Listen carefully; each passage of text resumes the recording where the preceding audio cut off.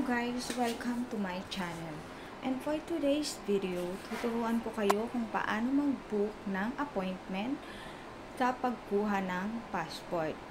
Or paano kayo makakakuha ng slot sa pagkuha ng passport. Pero bago yun, ipapasok ko lang po yung aking pangmalakasang intro.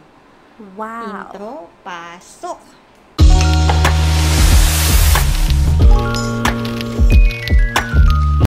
Tara guys, simulan na natin. Punta tayo ngayon dito kay Google Chrome. I-search lang natin yung passport appointment system. At ito makikita mo yung pinaka first, ayan yung i-click natin.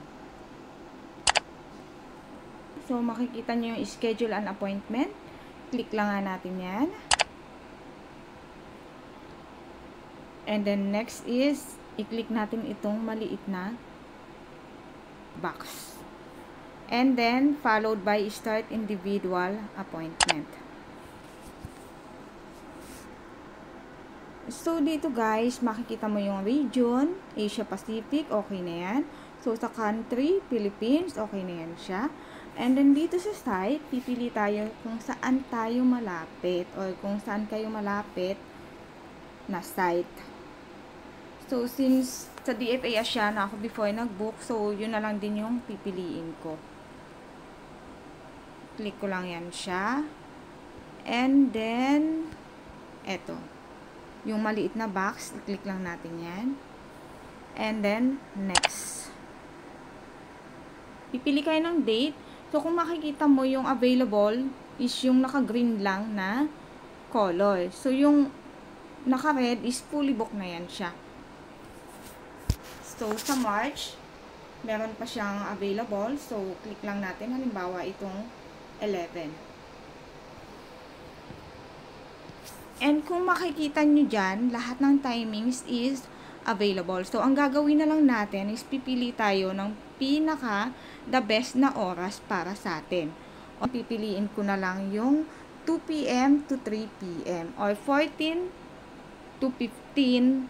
Yan kasi yung military time. So, yan yung pipiliin ko. At eto, may lalabas na CAPTCHA. Pindutin na natin tong box.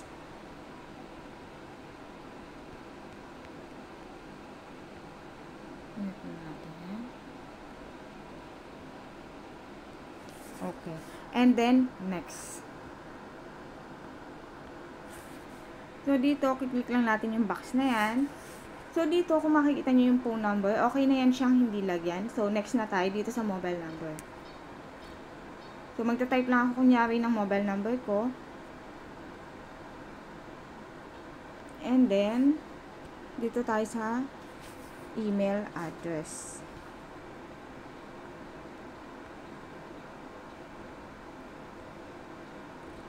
And then, i-confirm natin yan, ating email address.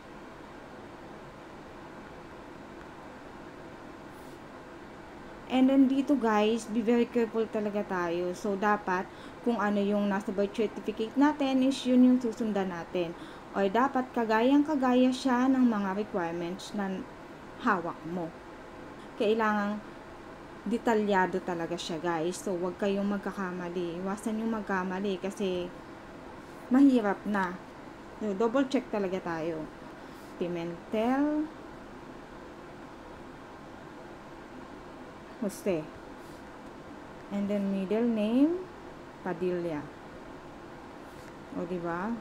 Ang malakasan yung mga apelyido niya.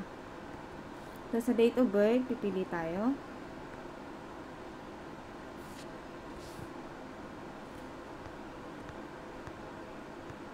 Kunyari 1996. And then male. Sa gender is male kasi lalaki siya. So, sa civil status, click na nga lang natin tong single. And then, dito sa birth legitimacy, pipili tayo, legitimate. And then, country of birth, Philippines, okay na yan. Sa province, pipili tayo. So, kunyari, ayan, Camarines Norte. And then, city or municipality, pipili tayo. So, Binsons. So, dito guys, ilalagay nyo is yung country of birth nyo. Sa country of birth, kung saan, halimbawa sa Pilipinas kayo pinanganak, tapos saang probinsya, tapos saang municipality. Yan yung ilalagay nyo dito sa part na to. So, i-next na natin yan. And then, dito na tayo mapupunta sa father's information. So, ilalagay natin yung last name ng inyong father, or ng ating father, kunyari. So, Pimentel siya.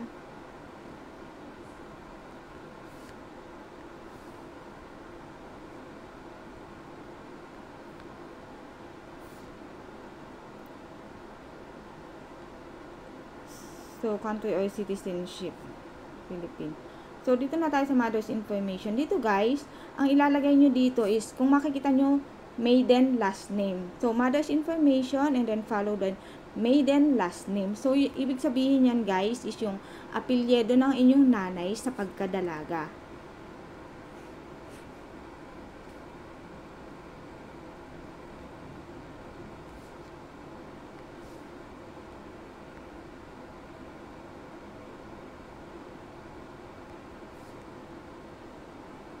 And then yung middle name sa pagkadalaga pa rin ng inyong nanay. And then ini-next na po natin. And then dito, ang next is application type. So, since ngayon pa lang kukuha, so new yung pipiliin natin. And kung meron naman na kayong passport and expired na siya, so kailangang i-renew. Renewal po yung pipiliin natin. And kung may passport kayo and then nawala siya, so lost naman po yung pipiliin natin. So since ngayon pa lang kunyari kukuha ng passport, new ang pipiliin natin. So dito, ang gagamitin natin is yung birth or birth certificate natin. So next, foreign passport holder, no. Emergency contact person, dito ilalagay natin yung pangalan ng ating asawa, kung may asawa na kayo, or kapatid, or kapamilya, nanay, tatay, ganyan. So, kunyari, ang ilalagay ko is kapatid na lang. So, ayan. So, and then mobile number din. Okay na yan. And then next. Pag ni-next natin yan, so dito tayo makikita natin yan. Lalagyan din natin itong current address, complete address, dapat. So, ilalagay natin dito is Alabang, Muntinlupa, province, state, Manila na lang. Manila ang ilalagay ko. So, sa occupation, ilalagay natin dyan is, kunyari, factory worker. So, dito sa office number, pwede na din yung number na lang natin yung gagamitin natin. And sa office address, ilagay lang natin Alabang, Muntinlupa City. And then, ini-next lang natin yan siya. And then, dito guys, kung makikita nyo, is pwede siyang i-edit. Kung meron yung mali or may mali sa mga na-type nyo, dito nyo pwedeng baguhin. So, dito, ayan, makikita nyo. So, mag-check tayo kung ayan na ba talaga o tama ba talaga yan. So, may chance talaga na baguhin pa kung if ever na may mali man sa mga na-type nyo. So, dito tayo magpabase. So, ayan, kunyari okay na.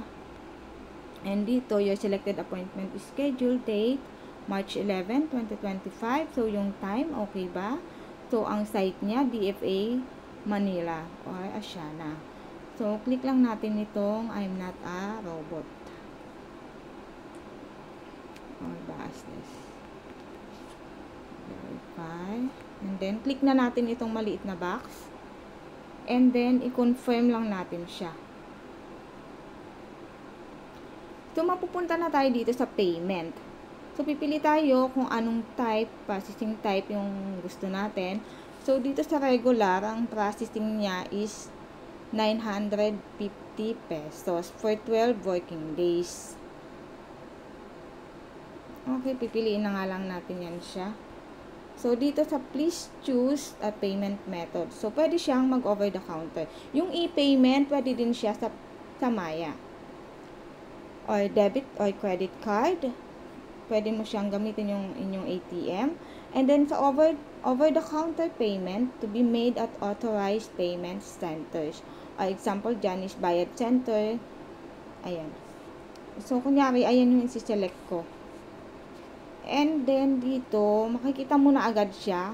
Dito sa bandang baba, makikita nyo kung saan yung releasing or service center ng inyong passport.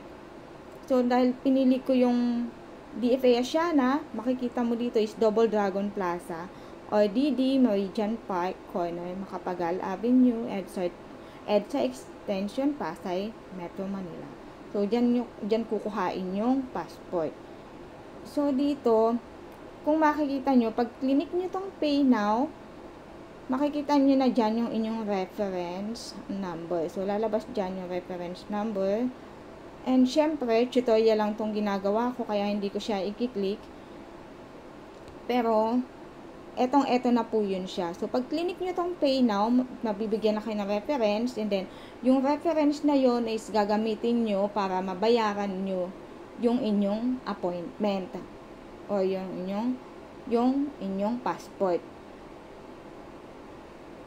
Kung sa Bayad Center o sa e-payment kayo o sa ATM, yan. Nalabas na yun siya dyan. And isi-send naman sa email nyo yung inyong resibo na pwede nyong ipa-print if ever. Okay, sana ay may natutunan kayo sa aking tutorial video. Thank you. See you on my next vlog. Have a nice day. Bye-bye.